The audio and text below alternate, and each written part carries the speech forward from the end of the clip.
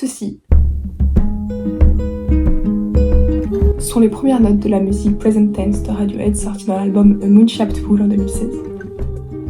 Si vous connaissez Radiohead, peut-être que vous aussi, vous avez été interpellé par ce rythme qui est directement influencé de la bossa nova. Si vous connaissez pas Radiohead, peut-être que votre première intuition a été de vouloir danser. Et si vous avez bel et bien envisagé de danser, Thom Yorke vous répond directement avec les premières paroles. J'ai la mauvaise habitude d'écouter les musiques en boucle, mais c'est très obsessif. Et j'ai compris seulement à la 3e ou à la 4e écoute le lien qu'il y avait entre l'instrumental et les paroles. Donc laissez-moi vous expliquer mon interprétation de cette musique, que j'ai beaucoup écoutée.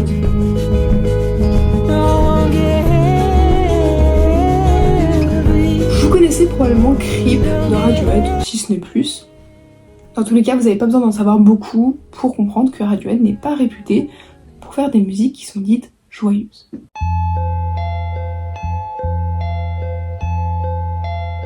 Et je pense que c'est d'abord pour ça que j'ai été super surprise quand j'ai entendu les premières notes de ce morceau. Je comprenais pas du tout ce que ça avait à faire avec Radiohead. Et puis, tout de suite, vous êtes rattrapé par la voix de Thom Yorke qui est planante et qui ramène ce sentiment d'angoisse qui est connu à Radiohead et qui vous fait comprendre qu'on est bel et bien dans une musique produite par Radiohead. Maintenant, on va écouter le premier couplet.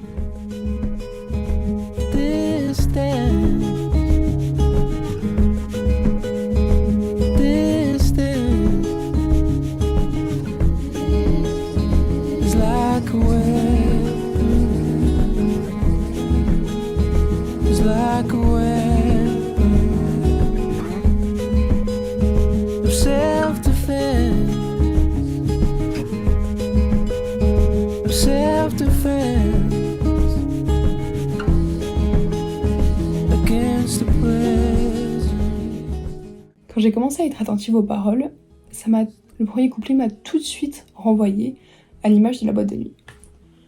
On peut donner à la boîte de nuit une dimension de boîte dans laquelle on rentre pour oublier notre vie.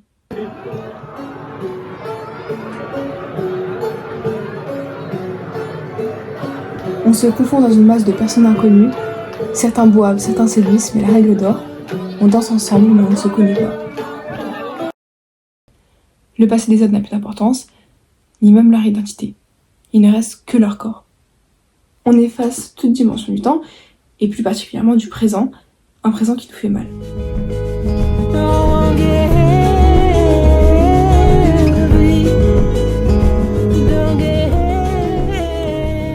Encore une fois, on a une voix qui devient planante, qui plane au-dessus de nous. Ça fait directement écho aux paroles. On doit rester léger pour danser pour oublier une vie qui est pesante, un présent qui est pesant. On doit donc danser pour s'envoler, pour planer. Comme la voix de Thom Yorke, vous l'avez compris.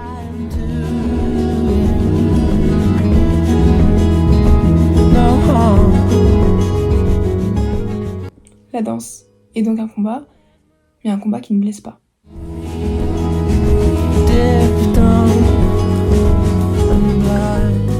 C'est cette phrase-là qui m'a confirmé ma théorie sur la boîte de nuit. Sourd, aveugle et bête.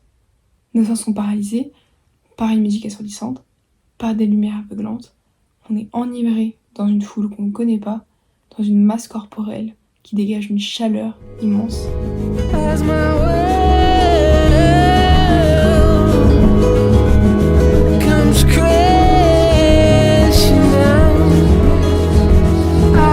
Petit à petit, on rentre dans une sorte de description de cette vie qui est pesante.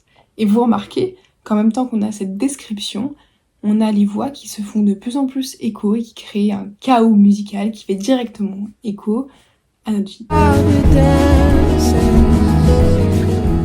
Et par contraste avec cette vie qui est absolument pesante, on a les plus belles paroles de la musique qui arrivent juste après.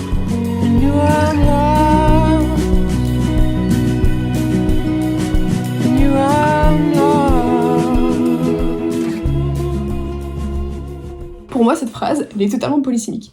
Dans un premier temps, on pourrait penser que le you, donc le toi, pourrait faire référence directement à la boîte de nuit. On est perdu dans la masse de tous ces corps, on est assourdi, on est perdu, nos sens sont complètement paralysés, on est incapable de se repérer dans l'espace. Dans un deuxième temps, on pourrait également penser qu'il s'agit du présent lui-même. Mais je pense qu'on peut aller encore même plus loin. Si on revient un peu en arrière sur ce que j'ai dit tout à l'heure, j'ai dit qu'en entrant dans la boîte de nuit, on perdait toute identité. C'est-à-dire que notre identité n'a plus d'importance. Et donc en ne se connaissant pas, il est impossible de se faire blesser par les autres. Nos sentiments sont protégés par le fil de l'inconnu. Alors sans doute va-t-on dans une boîte de nuit pour s'empêcher d'être blessé. On se protège, ce qui est une réaction normale quand on a été blessé par autrui. Parce que je suis perdue en toi, je suis perdue dans l'amour que je te voue, et ça me fait mal.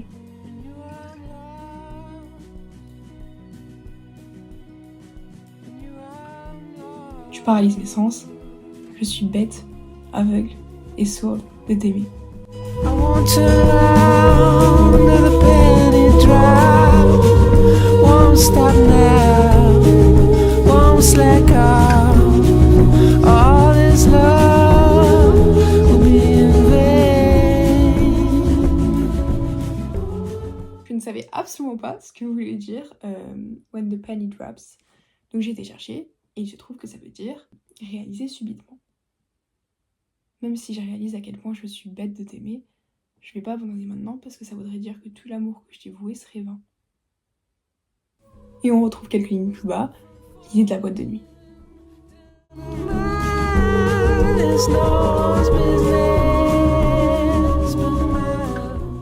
En effet, c'est l'affaire de personne de savoir si je continue de t'aimer même si ça me fait mal, parce que personne me connaît, donc tout le monde s'en fout.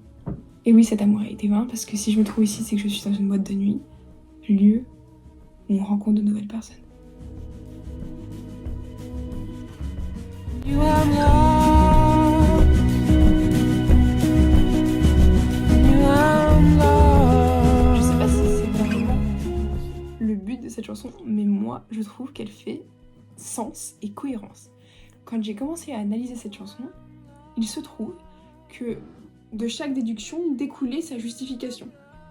Et ça m'a paru flagrant que c'était l'explication que je viens de vous donner. Bien sûr, je pense sincèrement qu'il y a plein de nuances à apporter, qu'il y a plein d'interprétations de cette chanson qui peuvent être possibles. Mais je me suis beaucoup amusée à le faire parce que cette musique m'a beaucoup parlé. Donc j'espère que vous, ça vous a parlé. Si jamais vous avez des théories sur ce son, alors oui, déjà si c'est pas déjà fait, allez l'écouter. Et si jamais vous avez d'autres théories sur ce son ou peut-être des choses plutôt complémentaires, évidemment, partagez-le, parce que partager la musique, c'est la beauté de cet art. Voilà.